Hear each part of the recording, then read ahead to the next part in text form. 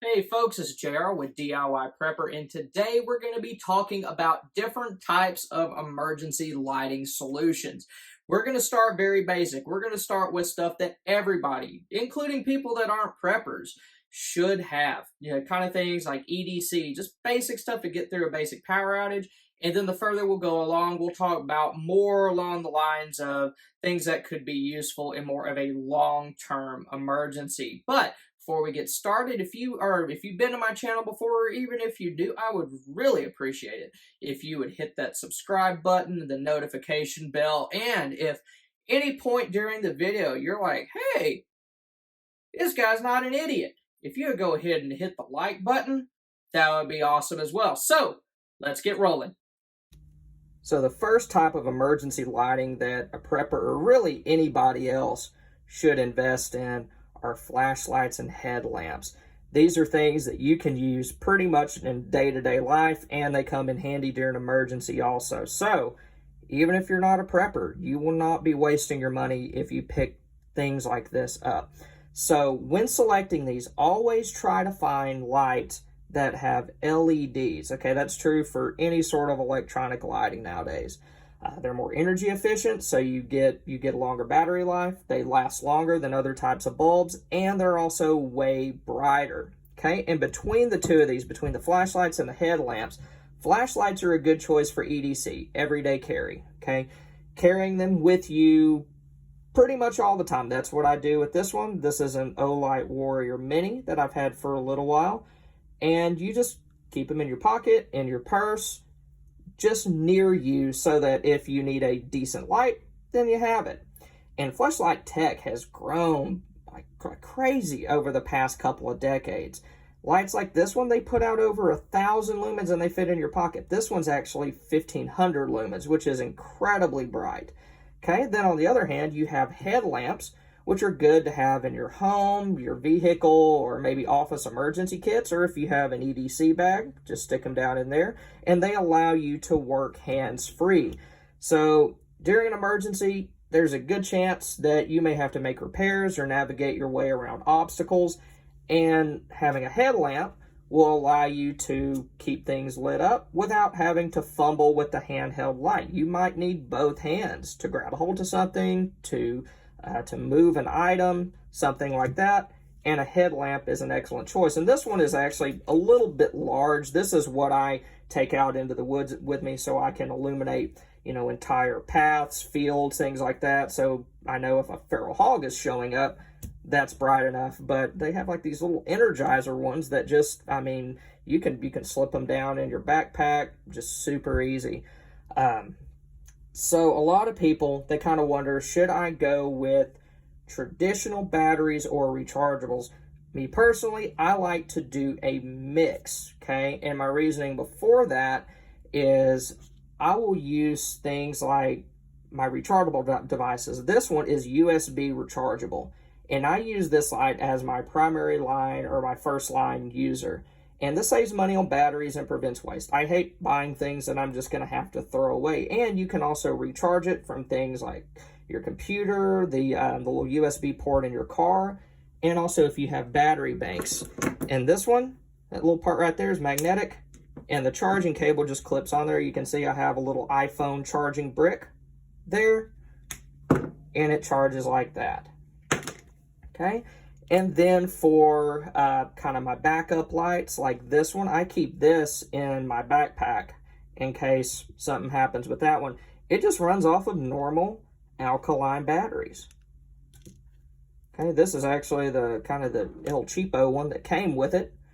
Okay, but having a good mixture of rechargeable devices and ones that run off of regular batteries, that lets you save money, but also having the backups will allow you to use batteries that you've stored. So if like there's a power outage or an emergency that lasts longer than a day or two, use this one first, and then use your backups once that one goes dead if you can't charge it. And another good option are rechargeable like AA's and AAA's.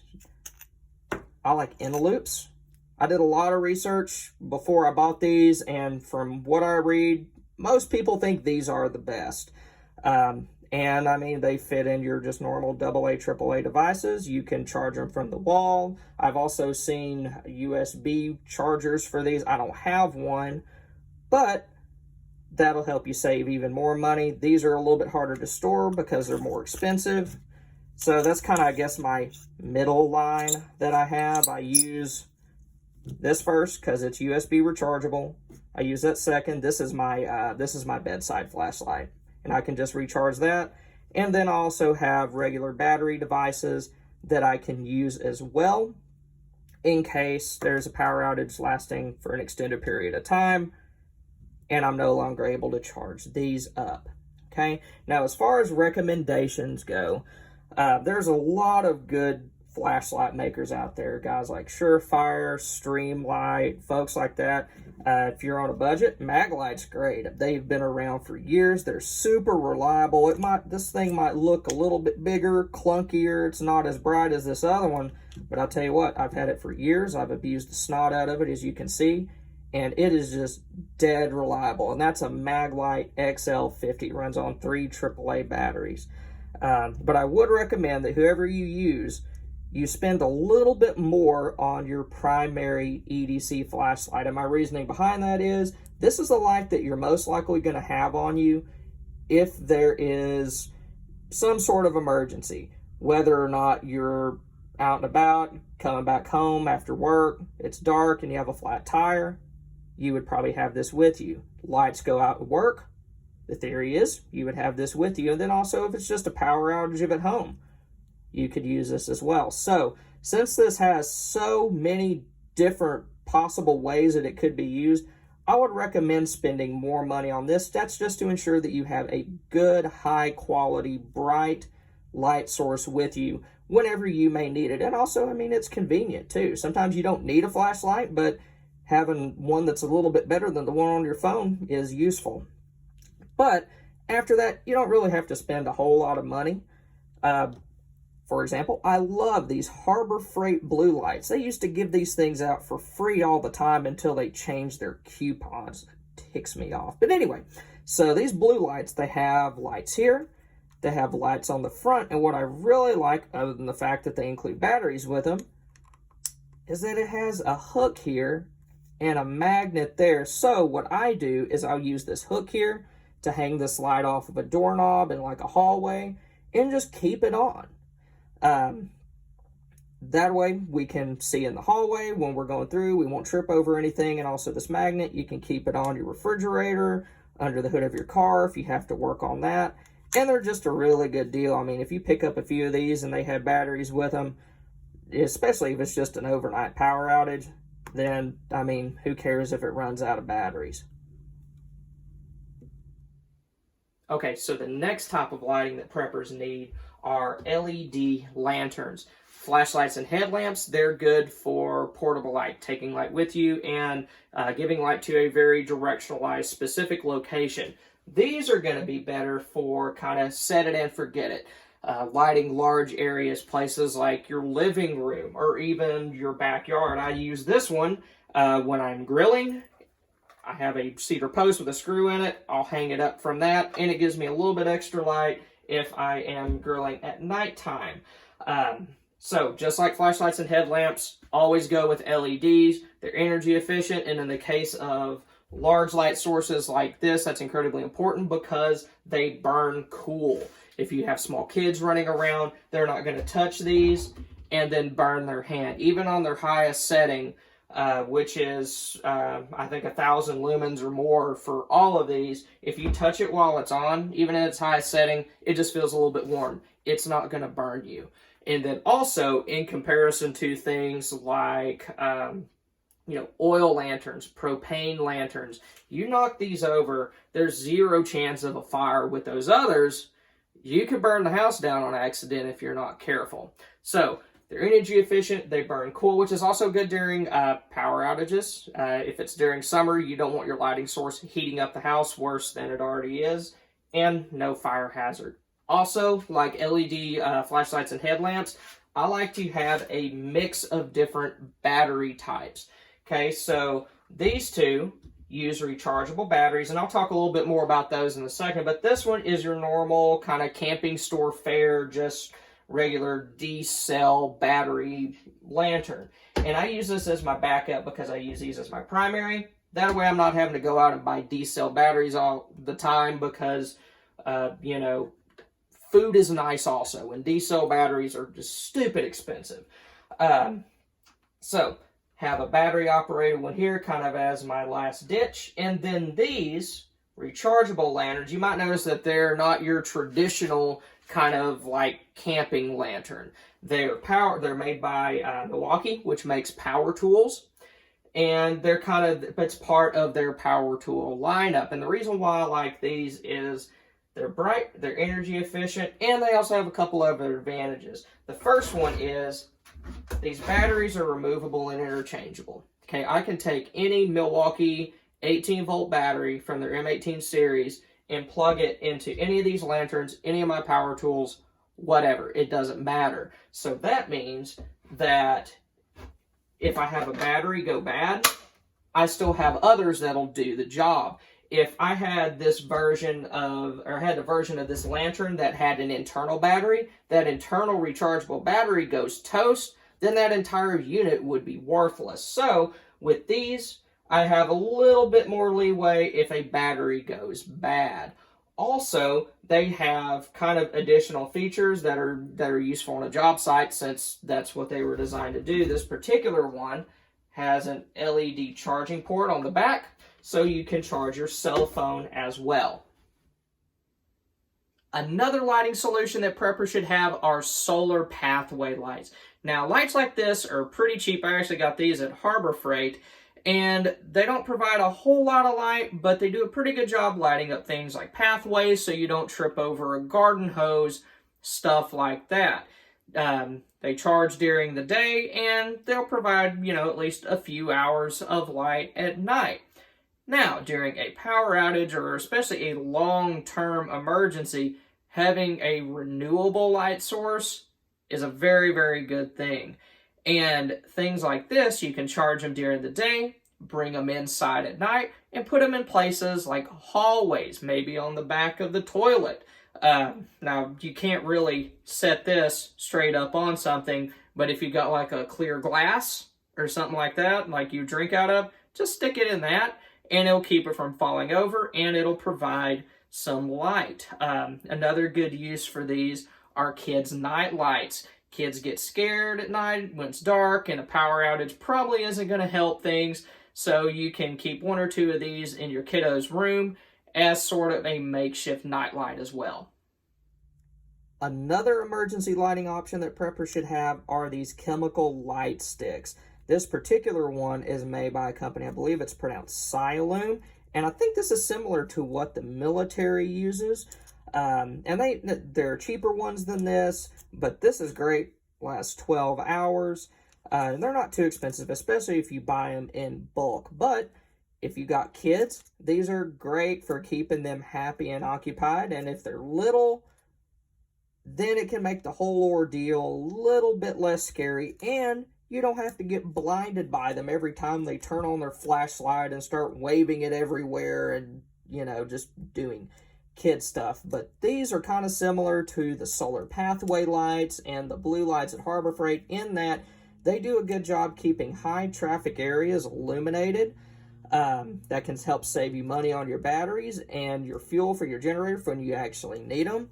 One good use for this would be, break it, shake it up, stick it in a clear glass of water, and you kind of got like a little lamp. Maybe you could stick that on the back of the commode so that you don't have to use your flashlight every time you have to go to the can. So these are great for just areas where you just need a little bit of light, just something so where you won't trip or anything like that. And they can also be used as signals. I've seen people make visual alarms out of them by taking like a tripwire and a mouse trap. When somebody breaks through the tripwire, cracks that, and then you can see light about where they came through. And I might do a video of that in the future, and if I do, then I'll be sure to put a card up there. So the next light source that preppers should have are these propane or camp fuel lanterns. And I kind of see these as bridging the gap between things like LED lanterns because they are very bright. Some of these can generate 1,000 lumens of light or more, and kind of also those old oil-based hurricane lanterns because they do generate heat as well. And that's kind of a double-edged sword because if you use this during a summer power outage, sometime when it's warm and your house is getting hotter, then that's going to make things way worse. Also, then they are a fire hazard as well. Since they generate heat, if something flammable touches that glass or it gets knocked over, then there is a chance that there could be a fire. So, have a fire extinguisher, be careful where you put it, keeps flammable stuff away from it, and also, one thing I would do is when placing these, I would like clear off the top of something like a chest of drawers, and just so that is the only thing on top of it, keep it away from the wall. That way there's no chance really of somebody running into it, knocking it over, or it coming into contact with any flammable. It's up there by itself, away from the wall. It ain't going to burn anything down. Also, if you go with one of these, I would recommend making sure that you have enough fuel for whichever one it is. And I know that sounds obvious. I know there's some people like, I can't believe I watched this video so that he could tell me to have enough fuel. I know that because there's little cave trolls that'll emerge to wreak havoc in the comments.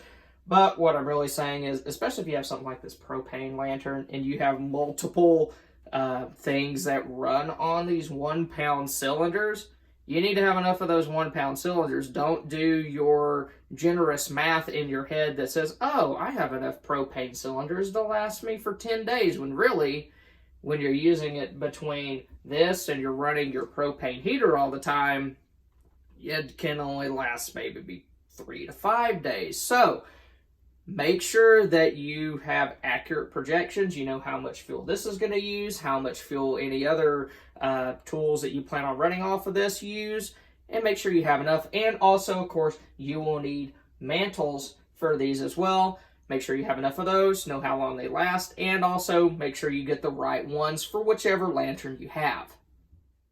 The last type of lighting that preppers need are flame-based light sources. And where I see these fitting in and kind of an overall preparedness strategy is these are backups for your backups. I do not like having these as my frontline users just because of the hazards that they present. You are dealing with an open flame. Open flame means easy fire. So I don't like to use these unless I absolutely have to. And along with that open flame, comes heat also.